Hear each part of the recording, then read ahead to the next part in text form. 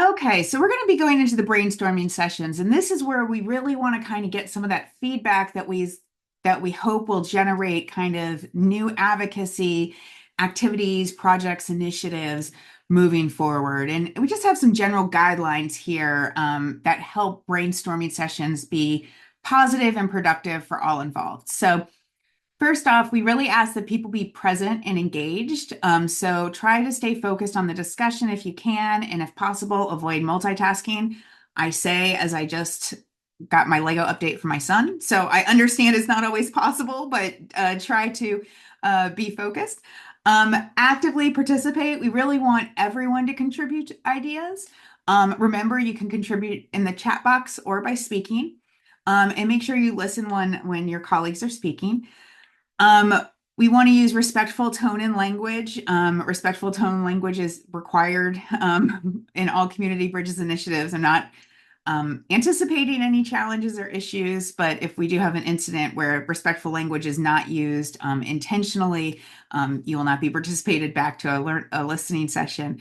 And then also no judgment. We all have such different experiences, expertise, backgrounds.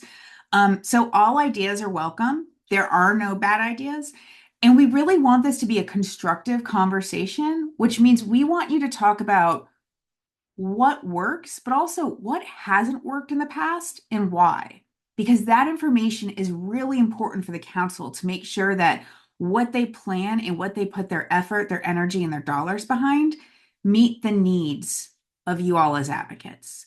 So all ideas are welcome, including, kind of frustrations. We don't want it to turn into a gripe fest, so try to stay constructive. But we do want to hear what hasn't worked in the past, or ways that maybe you would change things that would have made things work better. Any questions before we go out into the breakout sessions?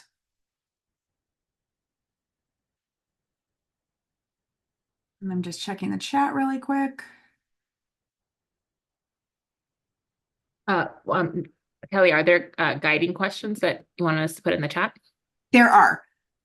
So our first set of questions, which we'll be talking about, all discussion tonight is about kind of the current state of advocacy. So the first three prompts that we want you to discuss as a group are: what are the biggest challenges that you see that are currently facing the IDD community in North Carolina? How has the landscape of IDD advocacy changed in the past few years? And then what are some recent successes and wins in the IDD advocacy space in North Carolina? So those are guiding questions. If, these questions springboard other conversations that really align with advocacy and the current state, feel free to just follow that. You'll have Laurel, Victoria, or myself in the room to help guide your conversation as well. So I'm going to go ahead and thank you, Dr. Najing. She just put all the questions in the chat box, and I will go ahead and I will broadcast those too. So if you want to write them down or make sure that you're looking at them. Does anyone have any questions about the prompts for this breakout? No? Okay. So we are going to stay in the same rooms for now. So we're going to have small group discussions. For the last one, we might merge into 2 rooms instead of 3, but we'll stay in the same breakout rooms we just had. And we're going to have this conversation go for 15 minutes as well. So we'll go until, actually, let's have this conversation go for 20 minutes. We're doing decent on time. So we'll go until 7:10. When you go into your groups, pick out a reporter. And they'll report back when we come back out of our session. So discussion until 7:10.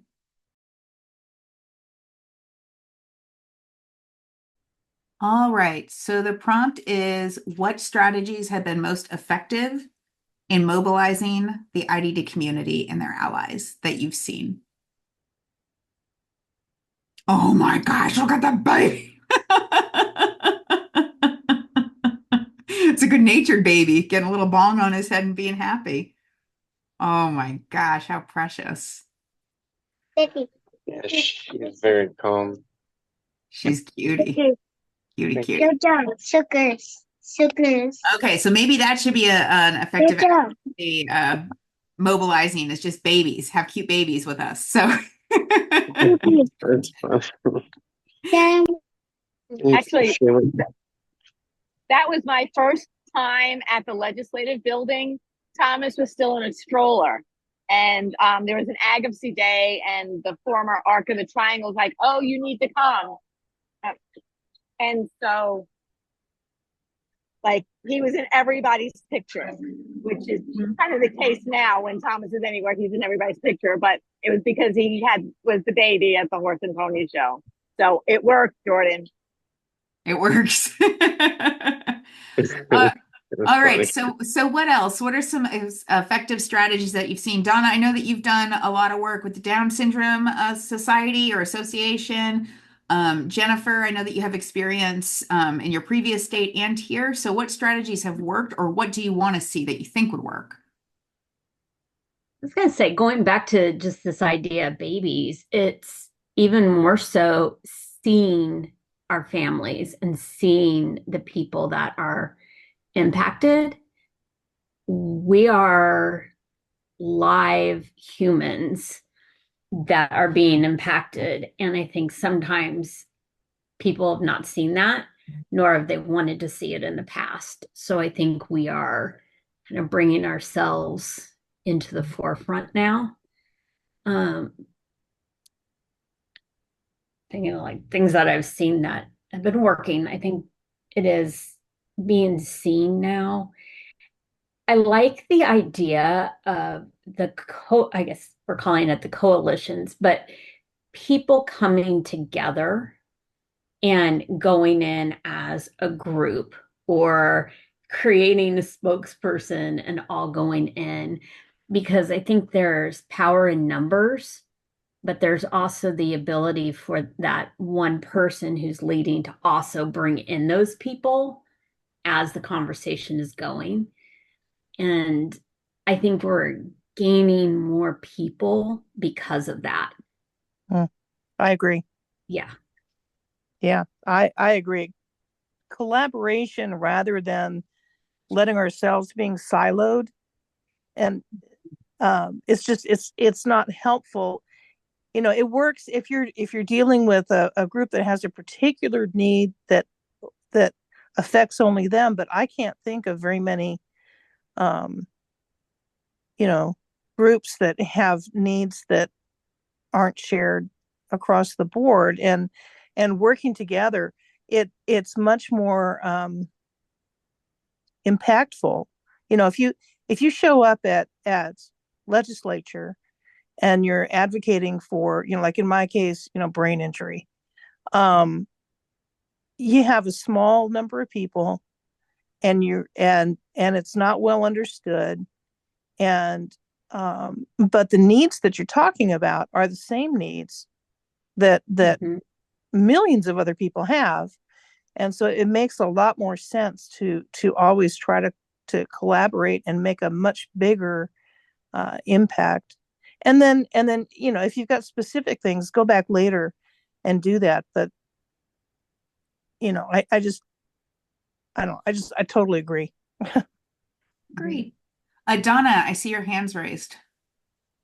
Yeah, I agree with both Jennifer and definitely Jean. We do need more collaboration and coordination. But one of the things, Tally was at the housing summit when one of the state representatives saying, we don't work together. We don't have the same message. She pointed out that, we got waiver slots, but we haven't filled them. Okay, that's because of the direct service provider crisis. But one of the things that came out of a session at I2I, I got connected with a woman from the ARC of Northern Virginia, and I met with her. And one of the things she said, which that we are not doing well. We have a great group of advocates across the state, but it's about relationships. And we need to start in the election cycle with the candidates. We need to go back to school boards, city councils, and I'm sorry, so distracted with the Toby and the game. We have to. I'm so sorry. I'm so Okay. sorry. We have to be everywhere. We have to be at school board meetings, city council meetings, county commission meetings, letting our presence be known and our needs be known, and creating those relationships and not letting them die. We do an advocacy day, we do a couple follow-up emails, but it's being that constant person. And the other thing that a few of you have maybe heard me say before, we need to change the conversation. The dialogue needs to become about economics. And that is what our legislators will be listening to. And that is what they will respond to. Right now, they see us as a line item expense, and they look down on us with charity and pity as opposed to dignity and respect. Right. And I can point out plenty of examples of our legislators doing that in front of other people. So I could talk all night again, but I will stop now. Thank you so much, Donna. Those are great points. And I think Jean was agreeing with you verbally. I think one of the things that would behoove our advocacy efforts is really thinking about power dynamics and how to appeal to people in power in a way that matters to them. Because I think sometimes we just expect them to care, and unfortunately, that's not the most effective thing to do. So I'm so glad you pointed that out, Donna. Anything else? Go ahead. I just want to throw this out there. We have several legislators who have children with IDD, but they clearly are not impacted at the level we are. They're of means. They have support for their loved ones. And so they don't see what we see on a regular basis because they have the support in place, or the resources in place to provide those additional supports. Yeah. Anything else before we head back to the main room? I think this was great. And please, like I said, we'll be sending out that email afterwards. So as you're thinking of more, feel free to give us that feedback when you get that survey. So our group, we talked about the basics, the things that we typically hear, the registry of unmet needs, the wait list, direct service providers, the crisis, and where are they? And then we really started talking about the logistics of the waivers, such as actually getting it, and which one, and then accessing the services, whether it be the families going out and locating services, whether those services are there or they're not. We also talked about catchment areas, how that appears to be inconsistent and not easily accessed by many. The location of services, where might they be? Are they close to you? Are they far? We had more of a discussion on aging caregivers and future planning, and making sure that our families and our communities are ready for that next step. And having a lot of aging caregivers is something that we need to address, because that is an issue that's creeping up on everybody right now. And then as far as the current state of advocacy, we are noticing that there is more self-advocate voices, as well as voices from those with lived experiences. And there are several departments or divisions that are actually requesting some voices to be heard. And then we also had a comment regarding the Accessibility Communications Campaign, who is currently working with our advocates.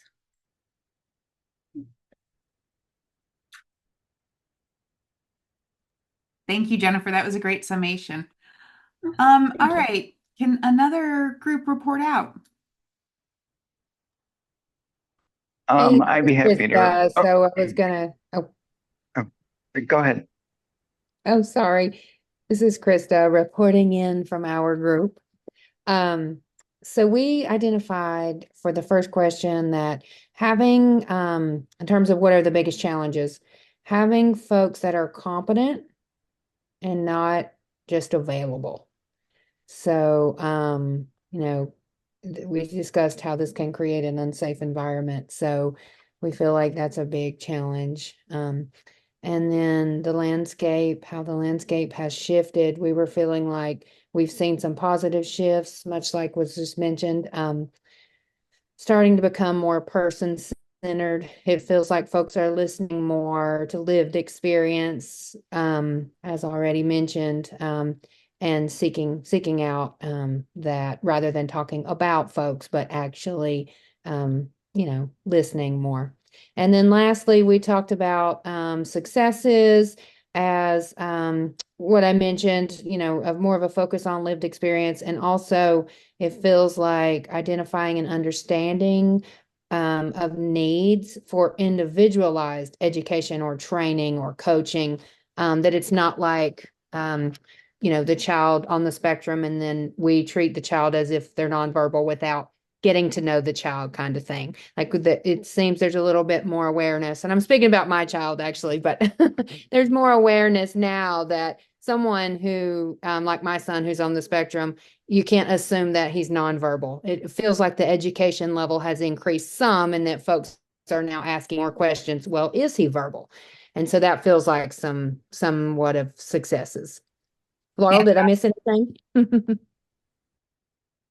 All right. Thank you so much. All right. Group 3.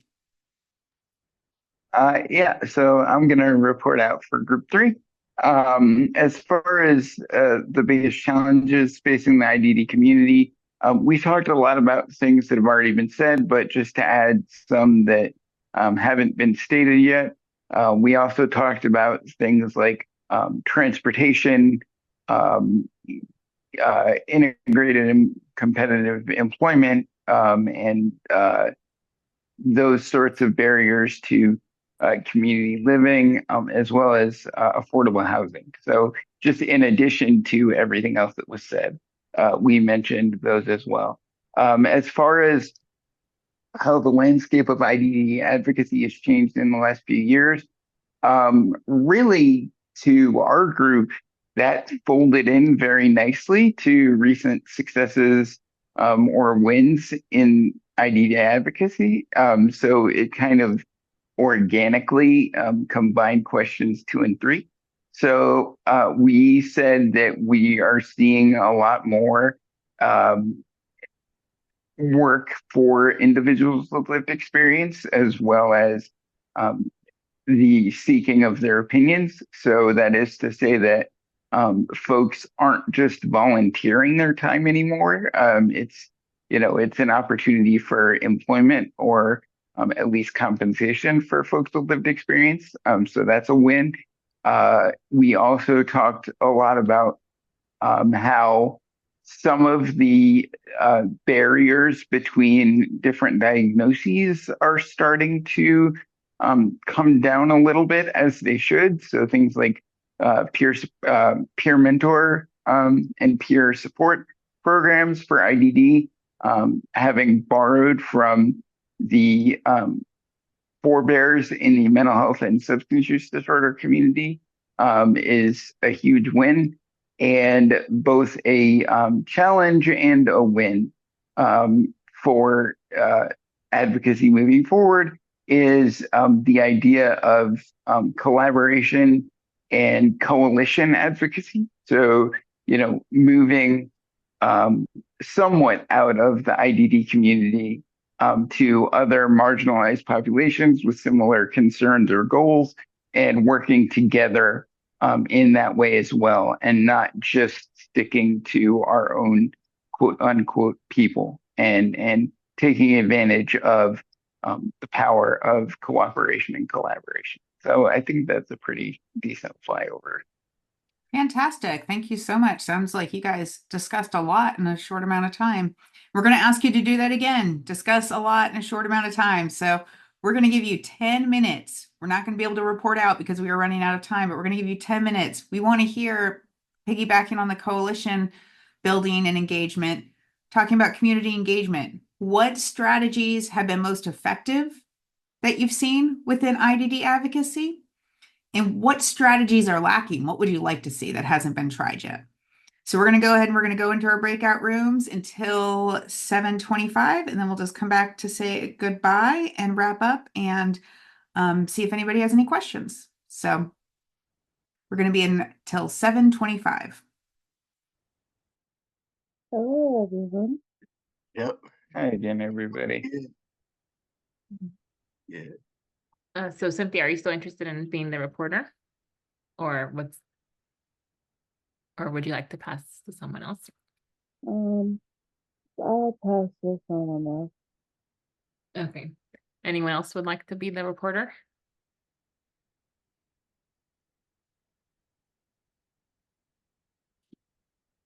I'll give it a shot. Even though I'm off camera right now, and unfortunately it's going to be tough for me to take notes, just by the logistics of what I'm doing right now. But I will absolutely give it a shot. So, Okay. yeah. Thank you. And I think in terms of the reporting, it can be more like what's conversational level, since we are recording this. Sure. They are going to Yeah. analyze it after, so Yeah. you'll need to like get it word for word. Yeah. Fair enough. Mhm. Thanks.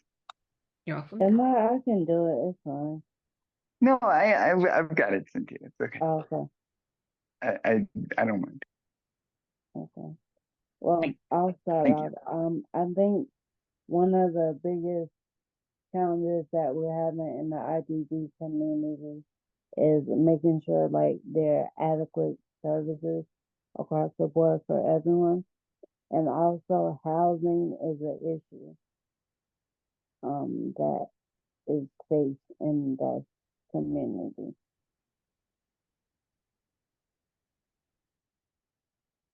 Yeah, I would say definitely employment for sure. But I am glad to Yeah. see, like more like inclusive employers, but that but definitely, but yeah, definitely that, and then of course, like communities, any community-based like social gatherings or activities, so, and I like to see more of those like you see at B3 Coffee. There should be more like all over, the state, North Carolina. Yeah, I would agree with all of that. The only thing that I would add, that hasn't really been mentioned yet, as far as a challenge that's sort of facing us, is I think that thankfully this group is trying to remedy that. But I think as it is right now, and it's been that way for a long time, the advocacy community is very fractured. And that also includes, for the record, people with IDD not doing as much collaborative advocacy with other marginalized populations. I think there's a lot of power in that. So, everybody from folks of color to LGBT folks, any group that has concerns about the way that our, systems are. I think there is a lot of potential power in collaborating in that way, but we need to, sort of make those inroads and change the way that we collectively approach systems change, I think. So that's a challenge, in my opinion.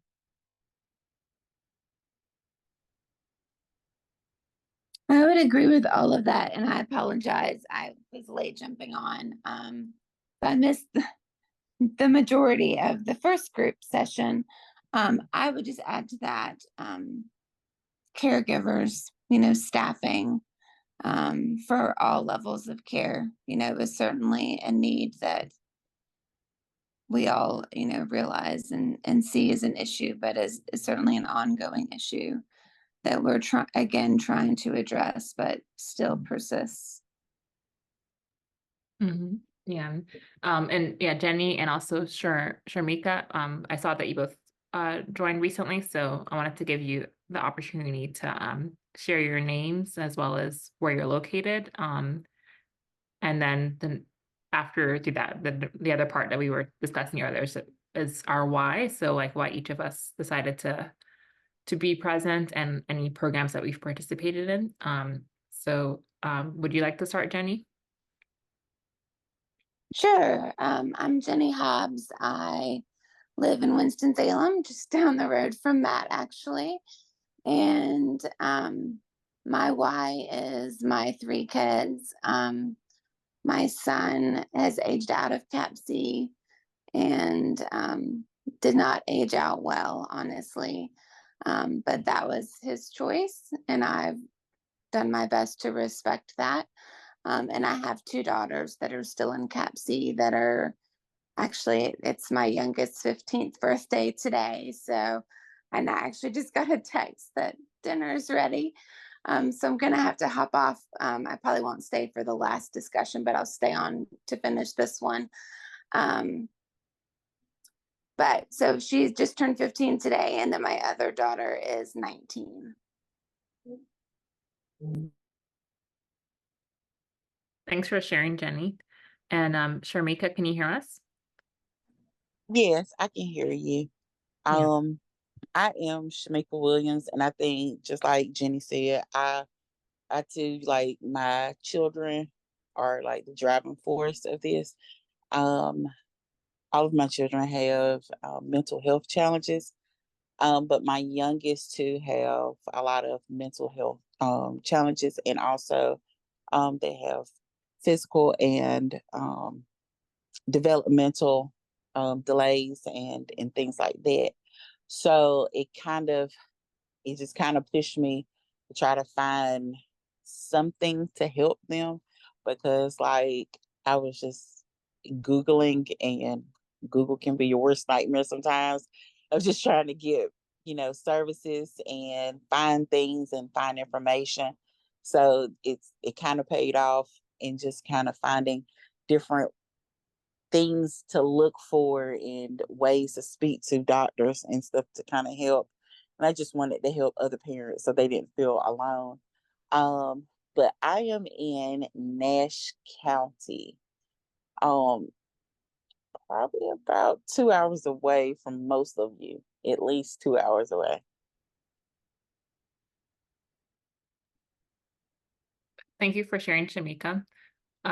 So did you participate in some of the leadership programs? Yes, I just graduated from the ALP cohort in June 28th. And some other leadership programs I'm in. I'm on the AMCHIP Family Lead Committee. I'm with it's Whole Child and Health Family Partner Engagement Committee now. It used to be the steering committee.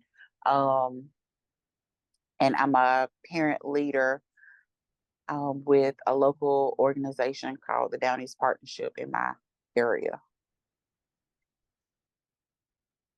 Thanks for sharing, and congratulations on graduating recently from the ALP program. Oh, did I misunderstand the question? When you said programs, I was thinking like CAPC. You're program. fine.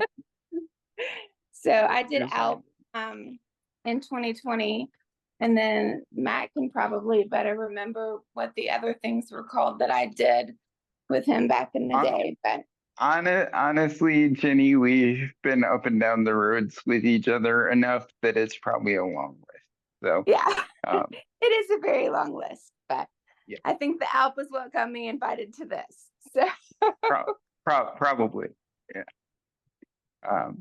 So the second question was, I believe, was we were to discuss how we feel like the state of advocacy has changed in North Carolina over the past couple of years, if at all. So.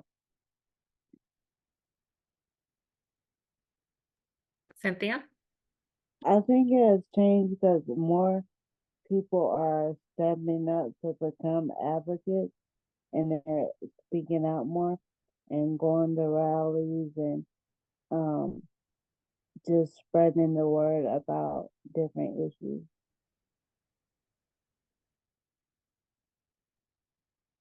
I agree. I think more people with lived experience are speaking out. And I think that's really important. I mean, I appreciate all of the organizations that, have tried to advocate on our behalf over the years. But I think hearing from individuals and families whose lives are affected by policy every single day is incredibly important. And the fact that more people are willing to put themselves out there and share their stories is impactful and meaningful. And I'm glad that we've had the opportunity to do that more and more. And I hope that the new advisory committee for the state will also be impactful as well.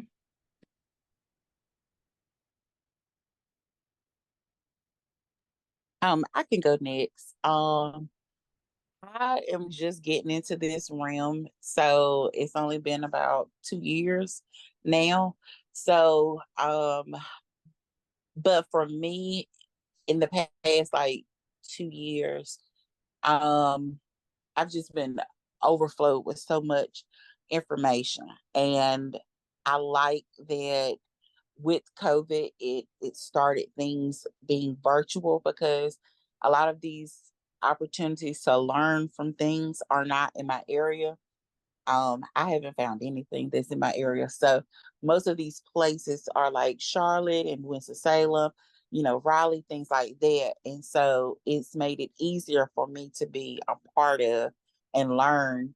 Also, I would say I didn't hear of advocacy so much before. I didn't I had never heard of lived experience before. And it wasn't until I met someone and they were telling me, like, you have lived experience. And I was like, lived experience with what? And it just kind of like, what? That's a thing? Like, I just thought it was just, I'm just a mom and stuff. And so I think that is the thing of taking people out of that mindset and knowing like you are an expert with your child and what is going on. And you do have valid information that, therapists and doctors may not know about because they're not around that all the time. And they get to step away and go to their lives, but this is your life.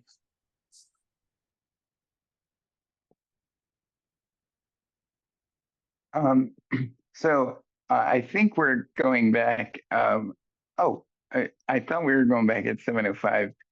Maybe Kelly decided again to make it 7:15. What I was going to say was I wanted to offer Gerald a chance to speak first, considering I'm going to report out. So if we were running low on time, I'd be happy to wait and just include any thoughts I have in the reporting out. So, Gerald, do you have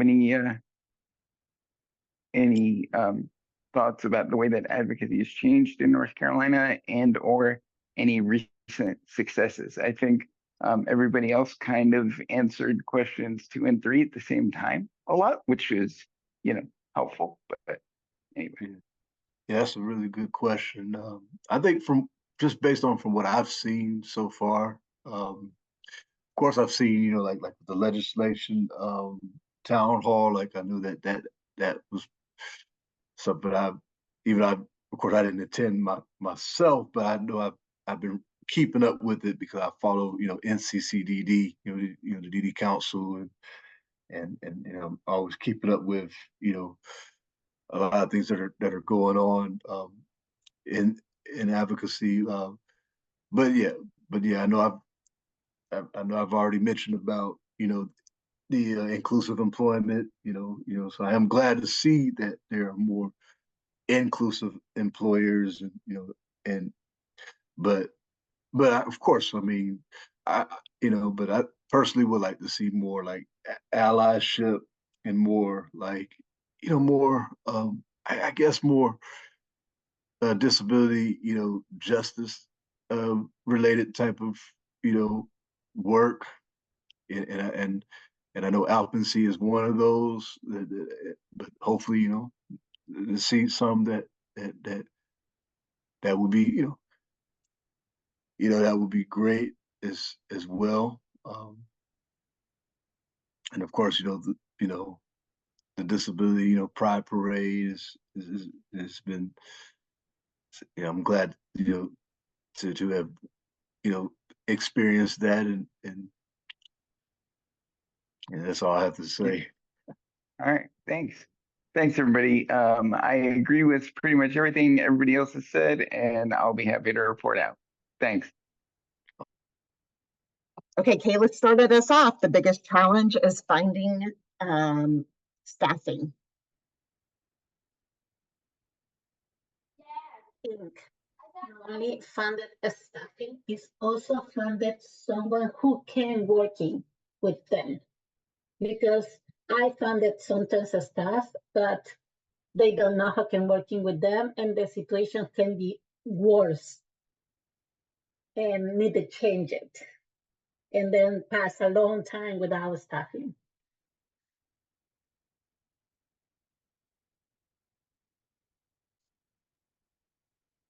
I think about what Sharon was sharing too about her grandson's experience. And sometimes it's, I think this might be sort of what you were saying too, Jessica, but sometimes it's not just that there's no staff. There may be somebody there, but you don't just want a warm body. You want somebody that is well trained, that understands the person that they're working with and supporting, and that has the capacity to support them well. So Yeah, and I would even take that one step further and say, we have trainings, but we really need coaches.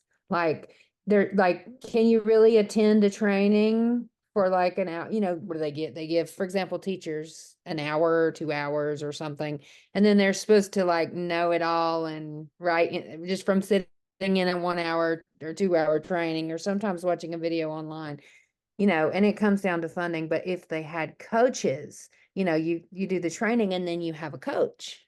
But I'm dreaming. I'm in a dream world.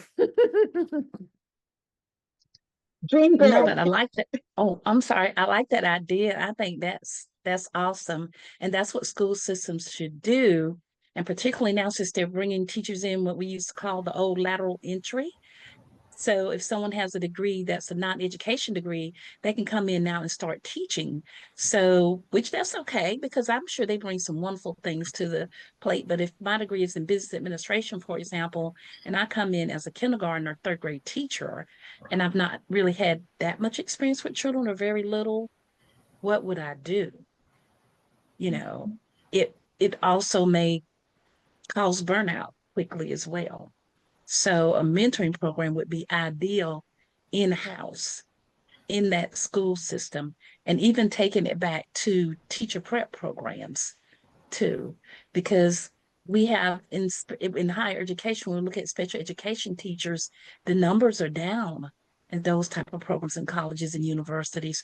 So what do we do? What funding do we offer to incentivize the pipeline to get more teachers into the field to work with our children? So yeah, funding is huge. Yeah, because we know that when they don't have teachers that know how to work with our kids get wrongfully labeled, and they get expelled, and they get labeled as aggressive.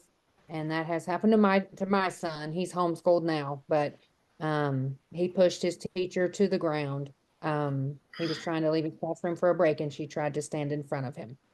So, yeah, we know that because of lack of funding, a lot of children are experiencing, it's not just my son, it's not just our children. So many kids are being excluded and labeled because of a lack of competence. And it's not the teacher's fault a lot of times. That's what I try to tell the school when I'm working with them and advocating for my son. I'm like, look, I don't blame any of these things that didn't happen on the teachers. How can we get them more support? I put a one imagine, I don't know if you see that, but when you tell about the story that your grandson, I remember this, and this is a big truth. It doesn't matter how many resources you have, if you don't know how to use them, and will never be enough. And it's like a lot of services, a lot of stuff, but a lot of people don't know how to use it. The teachers can use it, all the resources that they have, because they don't have enough time. They don't have enough trainings to, they don't have enough, because it's not time, it's no funds. How can they be training if they need to be with 30 kids in one classroom and making a lot of stuff and present a lot of forms? It's like, and not only the classrooms, it's also the services. Yeah, and I'm thinking, listening to you all, the teachers don't have enough time because they have so many requirements, right? But also, wouldn't it be great, like, if they had the opportunity to participate in like this type of like leadership program, in the sense of having these groups that can come together and just talk about these things. So I really enjoy that idea of having these coaches, but also where we give them the time. But unfortunately, right now, they don't even have the funding for that, and just teachers are just quitting left and right, just because there is not that support. And we can put all the money there and we can pay people, but if they're not having the support in the classroom, so Yeah, I think that we need to ask them too, like, what it will support them. So in terms of my notes to report back, the first question was, what was it, Laurel? What's the most pressing issue? Biggest challenge currently facing IDD? Okay, so we have having folks that are competent, not just necessarily available. And then we have how to use the resources. Like, for example, teachers might not have enough time to use, which that's a great point. We can give them all the resources, but if they don't have time to prompt the child, because like my son needs prompting to crash into his beanbag instead of slamming his body into other kids. But if that teacher has 17 kids and she can't prompt my son and she can't catch him before he crashes his body into a person, that's not his fault. So yeah. So having time to use the resources and empowering teachers to use the resources instead of, whatever it is we're doing now. Well, and it shouldn't be just saying like, well, you need to do this because it's on the IEP, right? It should be that they understand why that needs to happen. That's huge. I want to point out that Kayla had also put into the chat, just because the agency finds staff doesn't mean they're the right person.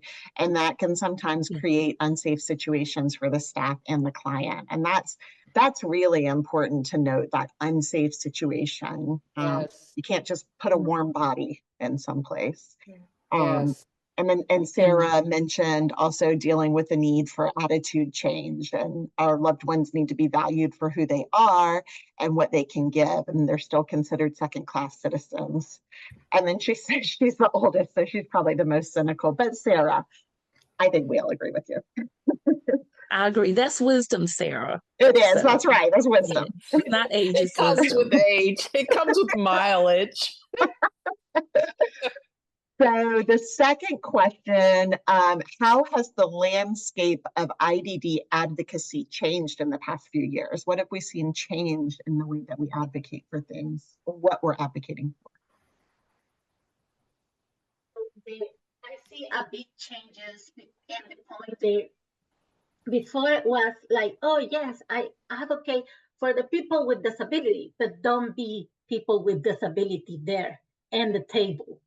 And this is a big change, and this is very important because you can say and you can talk about, oh, I advocate for disability, and you don't ask them and you don't invite them to participate in that.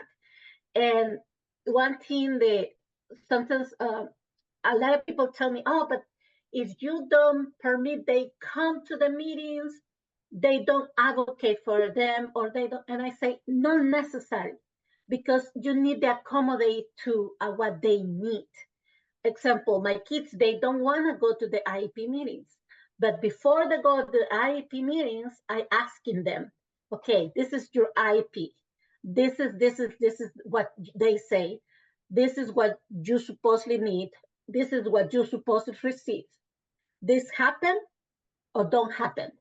You want something that here it change?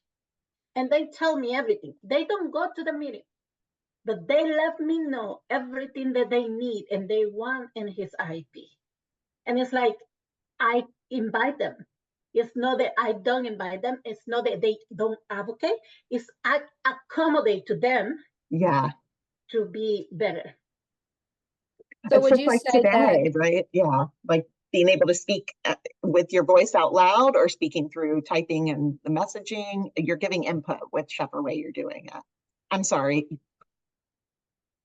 No, I was just going to ask, would you say, Jessica, that the landscape of IDD advocacy has become more person-centered, that we're listening more to the individual, or do we feel like that actually hasn't happened yet? It happen more. I can say it's completely done. Right. But happen more.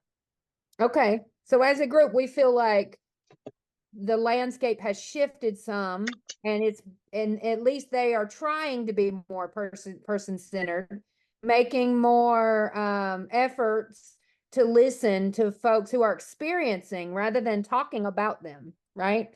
I've seen that on some level. Like Jessica said, I don't know if it's necessarily came to full actualization, of course. There was something else in the chat there. You want to read that, Laurel? Yeah. I put in there, I think I agree. I think we're seeing more of an emphasis on that lived experience.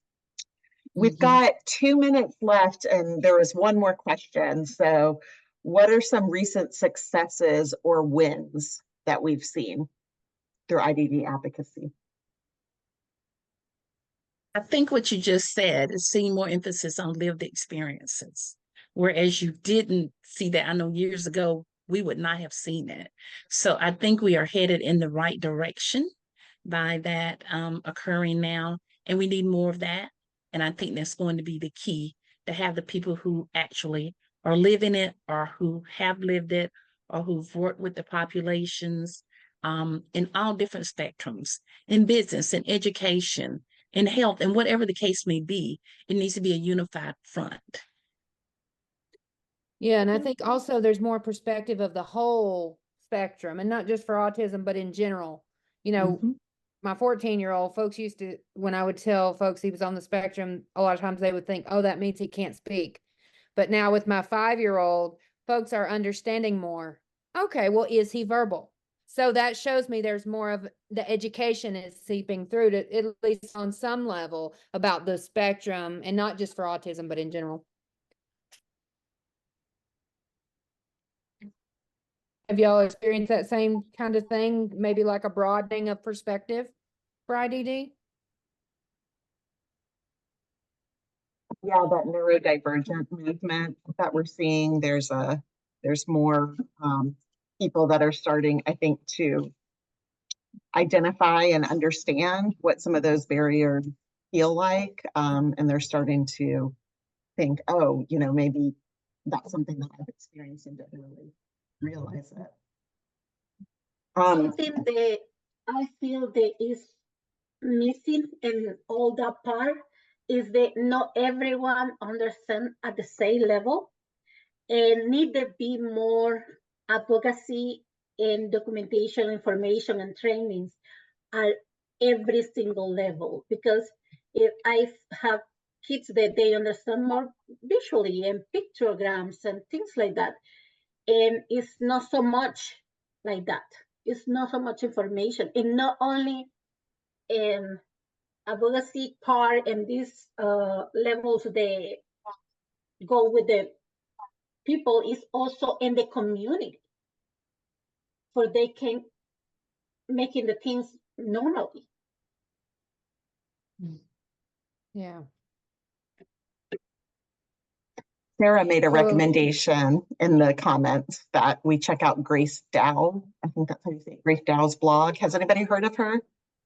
No. I hadn't either.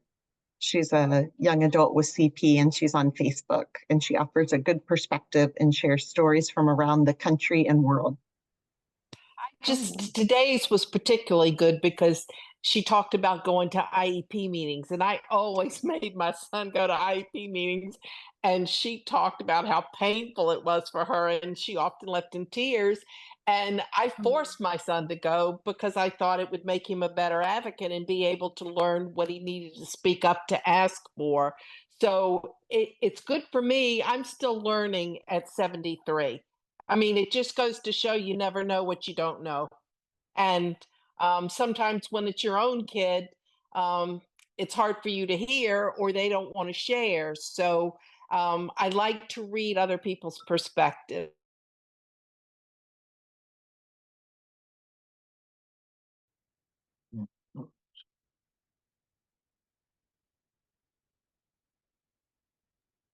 I think Go ahead, Cynthia. I Sorry. think Go ahead. when we hold these different listening sessions and these public meetings, I think that's good to for others to put their input in, or family members.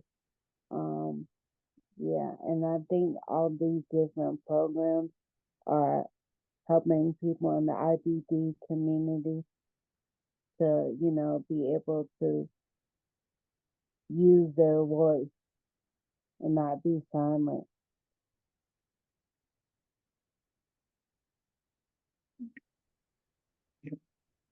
I agree.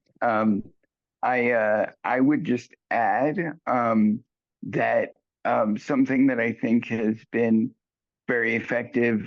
Well, two things that I think have been very effective are the fact that in my estimation, because I've been around the advocacy movement in North Carolina longer than I like to admit, but something that I think is a definite win is I am seeing a lot more efforts to reach out to diverse populations within our disability family. So I'm seeing more diversity in that way within the disability sphere. So I think that's been hugely effective.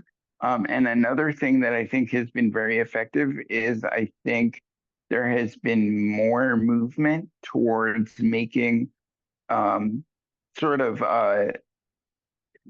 not anything hard and fast, but a bit of a contingency of programs. So like going from one program to another and them sort of synergizing, and also, like I mentioned, offering opportunities for facilitating and teaching for people who have graduated from those programs as well, I think is also successful in continuing that momentum. So that was all I was going to add.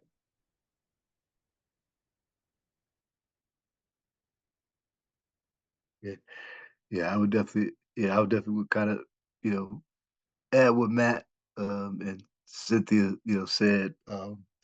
Yeah, like I am glad to see more programs like, ALPNC and programs that are promoting, allyship and disability justice, and being able to realistically, find ways to dismantle or to break any like barriers,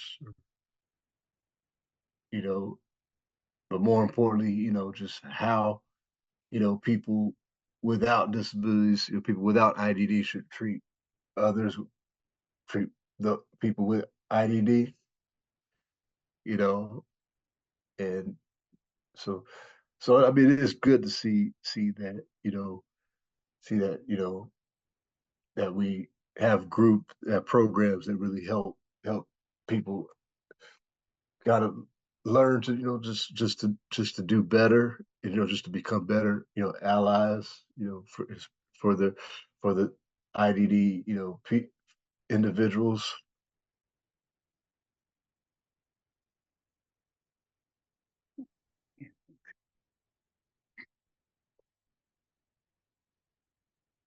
I don't think we've heard from Sharmika yet. Did you have anything to add, Sharmika? Y'all kind of summed it up. Well, that's okay. I mean, we there is a second question, so Okay. it might be good to have time for that. But I just wanted to make sure you had a chance to add anything that hadn't already been said. So anyway, so the second question, I believe, was what strategies would we like to see implemented that aren't being yet? And I will get us started, and then I will be quiet for the rest of the time and let my friends say their piece as well. But the biggest strategy that I would like to see is trying to expand the umbrella or the tent even more. And that is to say that I would love to see a program like ALP or something similar be offered to folks who are legitimately just allies. So I realize it's a delicate dance, but I think that would be a really wonderful way if we could actually get interest to have more people be interested in the field of disability advocacy, even if they're not directly touched by it. So that's the one strategy that I would like to see implemented that's not yet. And with that, I will. Thanks.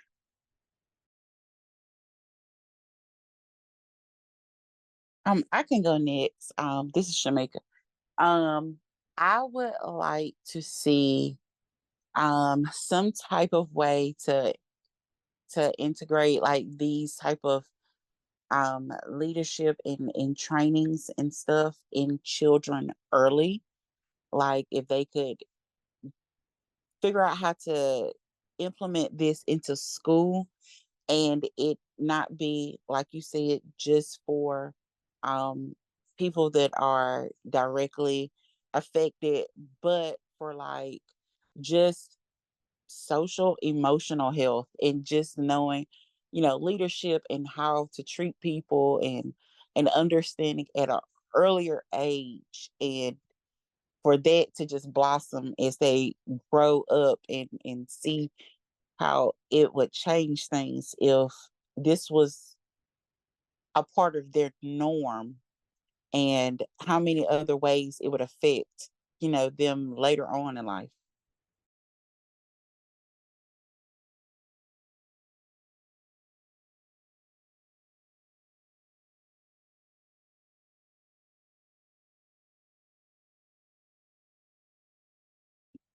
Cynthia or Gerald, do you want to share your thoughts on strategies you'd like to see? Okay. I can go. One of the strategies as I was going to copy what Matt said about having more programs like ALP, NC ALP, but of course, make it more, I guess, more geared towards the individuals. Yeah, 'cause I kind of would echo I agree with what everyone said, but I think, I would love to see like advocacy, programs for like for transitioning, for like teenagers and young adults for sure. Thanks, Gerald. Cynthia, anything in the last few seconds?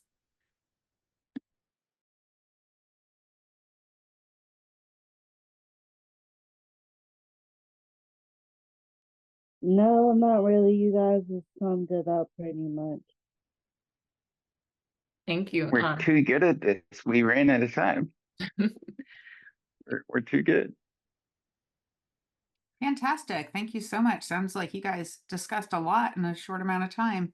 We're going to ask you to do that again. Discuss a lot in a short amount of time. So we're going to give you 10 minutes. We're not going to be able to report out because we are running out of time, but we're going to give you 10 minutes. We want to hear, piggybacking on the coalition building and engagement, talking about community engagement. What strategies have been most effective that you've seen within IDD advocacy?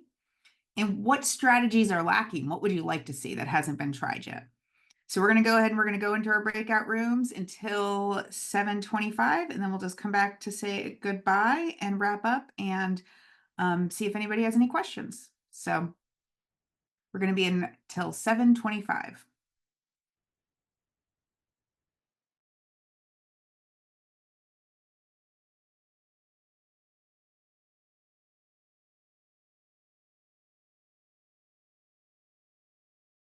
Krista, thanks for reporting out for us. You did great.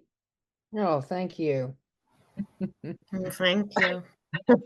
Someone else can do it this time, but we did already talk about a couple of the solutions. We said somebody else can make these notes because I don't want to talk again, but we already said leadership group, coaches, and then what else? Does anybody else remember other stuff we've identified?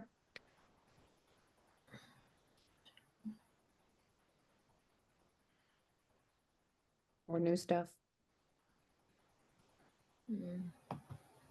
Those are the big ones that I think we touched on. One of the things that these questions are asking too is, how do you engage with the IDD community to understand their needs and concerns? So like, what feedback could we give to like politicians or people that need to know? How do we suggest that they engage with them? I wanted to ask if anyone saw the DD Council meeting with the DD Caucus in the General Assembly. Did anybody go that day or see the recordings? I saw pictures, but I didn't see I thought that was extremely effective. I just, I wish more legislators had been there, but there was a lot of chatter in social media the week after, and the press was there, and there were, there was news articles, and I just think that kind of exposure and allowing families to tell their stories to legislators when you've got them in a locked room and they can't get out is a good way to have them, when you send them emails, a lot of times they don't see it or they don't respond. I thought it was a great way to be in the same room, and it just, I couldn't go, but I did watch it virtually, and I was just impressed with the interaction, and I felt like maybe they're finally getting it. They really are understanding. I can say something wonderful and very powerful. And you see the people, and you see the people talk to them, and not only in the in the room with them, is also when they go to the different appointments they have with them. Even people that don't have appointment, they see us and they talk to us and asking what made it there and what's going on, and hear us and be wonderful, and also thinking they really see us because that's the one, the most biggest problem. I feel that sometimes they don't see us. And when I say they don't see us, because it's like, don't see the people with disability. And thinking there is a numbers. And when really see is a person, I think it change the perspective.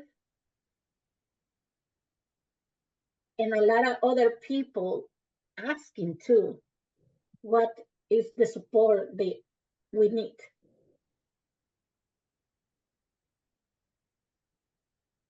And also, I want to add, the one thing that I feel that is wonderful is when the organizations working together, like Laura, Kelly, Victoria, AKALAKA, like when all these organizations working together, and it's like really working together, he's making more powerful and more supported, not only to the families, also to the person with disabilities.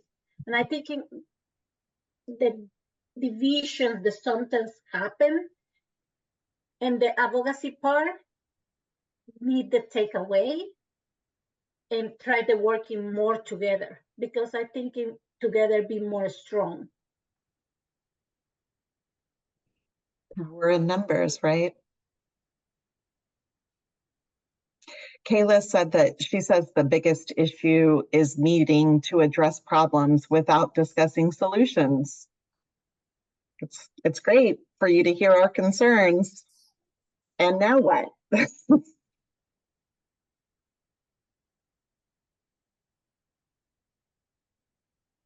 And she said to the knowledge that physical and mental health are interconnected, and this is so true.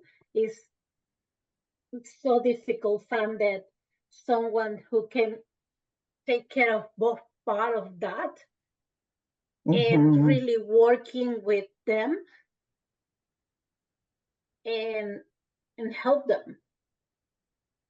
Yeah, understanding how one piece affects the whole person, and understanding you can't just address one problem. You got to address every single piece of it to actually make a difference for a person. Yeah.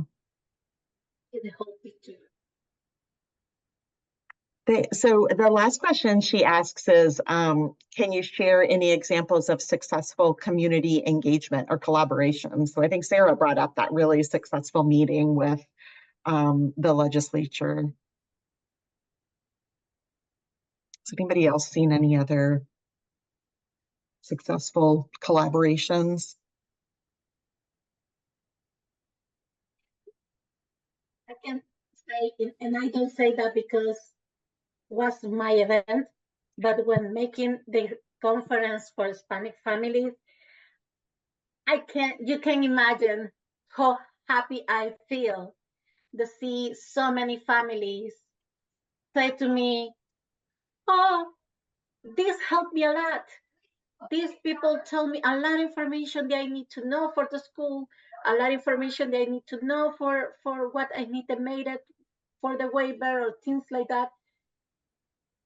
Be wonderful. Like, have this conversation in his language, see them, and they feel heard. And Kelly Crosby be there and hear them was wonderful. Like, I really feel so happy for that. Yes, again, that was wonderful work. And what I liked is that everyone there just was helping out. Like, we needed, if you needed help with the food or whatever, it was like everyone just jumped in and supported. It wasn't like, oh, she's doing this, so she has to figure it out, or that's not what I saw from my perspective. Like, everyone just jumped in to support. And what was everyone this? there. What group was this? I'm sorry. Or what event? I have a group de support families that speak Spanish. Es Poder y Esperanza. And making a conference in Mecklenburg County 2 months ago. And it's like, for me, that's a big deal in the point that families can have the information and have the resources in their language. And a lot of organizations say, I'm here. And that's the most beautiful thing is that the organizations come and help. And you had the secretary, Cody Kinsley came, right? Like, They sent a video and Kelly Crosby be there. it's amazing. That was amazing. Wow. Okay, it looks like it's about time for us to break out. You guys, this was a fun group. I'm glad that we got to talk and hear so much from each other. Yeah, thank you. Thank you for guiding us. We'll see you back in the main room. Who talk when come back? Oh, I think she said we won't have time to talk after this one. So we're safe. Thanks, Krista. So excited that the council asked us to do these listening sessions, and they're so invested in really making sure that their efforts support the people on the ground. So it's been I knew the time was going to fly by. So, well, welcome back, everybody who just got kicked out of your rooms. I'm sure you guys were having fabulous conversations. And I'm like I was just saying, you might have heard, I'm so appreciative of you all taking time out of your night to be here and to talk. I know that it must feel like sometimes pushing, pushing the ball up the hill advocacy, but I think we really have a great opportunity here to take your feedback and use it to influence the initiatives that the council will be putting forward. So I'm going to turn it over to Tally if you have any closing thoughts, and then to Victoria, and then we'll close out for the day. So Tally.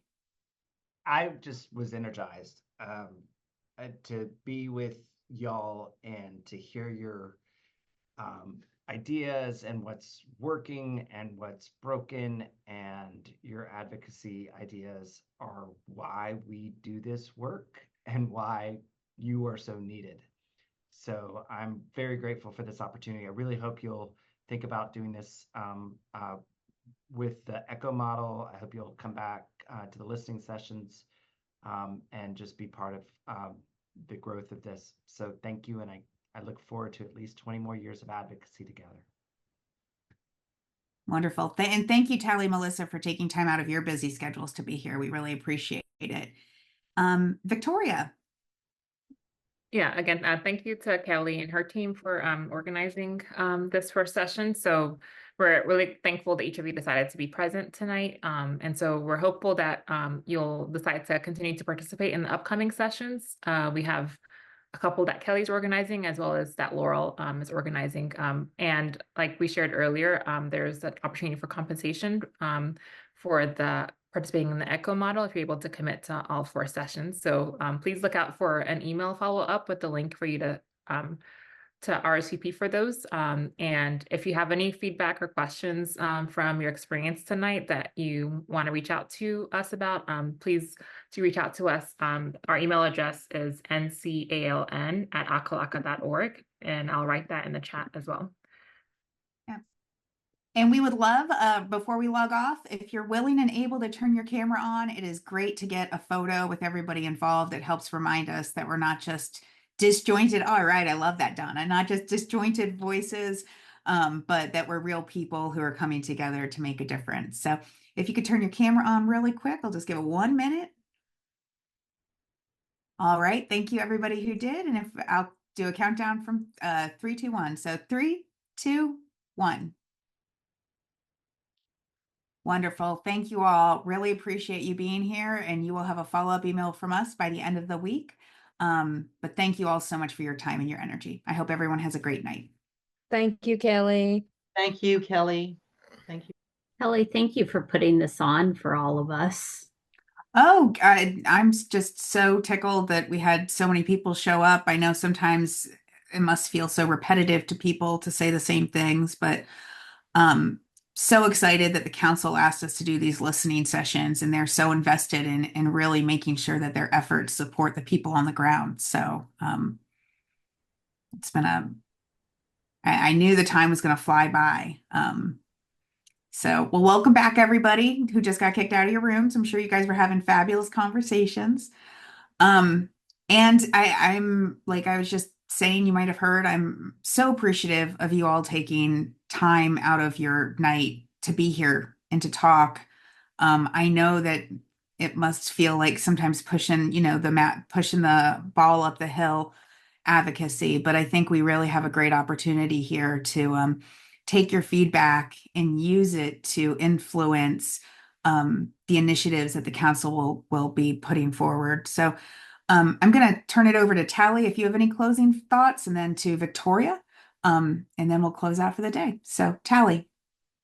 I just was energized to be with y'all and to hear your ideas and what's working and what's broken, and your advocacy ideas are why we do this work and why you are so needed.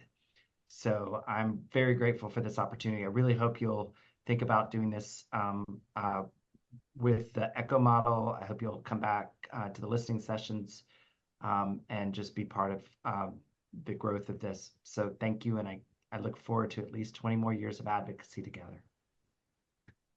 Wonderful. And thank you, Tally and Melissa, for taking time out of your busy schedules to be here. We really appreciate it. Victoria. Yeah, again, thank you to Kelly and her team for organizing this first session. So we're really thankful that each of you decided to be present tonight. And so we're hopeful that you'll decide to continue to participate in the upcoming sessions. We have a couple that Kelly's organizing, as well as that Laurel is organizing. And like we shared earlier, there's an opportunity for compensation for the participating in the ECHO model if you're able to commit to all 4 sessions. So please look out for an email follow-up with the link for you to RSVP for those. And if you have any feedback or questions from your experience tonight that you want to reach out to us about, please do reach out to us. Our email address is ncaln@akalaka.org, and I'll write that in the chat as well. And we would love, before we log off, if you're willing and able to turn your camera on. It is great to get a photo with everybody involved. It helps remind us that we're not just disjointed. All right, I love that, Donna. Not just disjointed voices, but that we're real people who are coming together to make a difference. So if you could turn your camera on really quick, I'll just give it 1 minute. All right, thank you everybody who did. And if I'll do a countdown from 3, 2, 1. So 3, 2, 1. Wonderful. Thank you all. Really appreciate you being here, and you will have a follow-up email from us by the end of the week. But thank you all so much for your time and your energy. I hope everyone has a great night. Thank you, Kelly. Thank you, Kelly. Thank you for your leadership. Thank you all.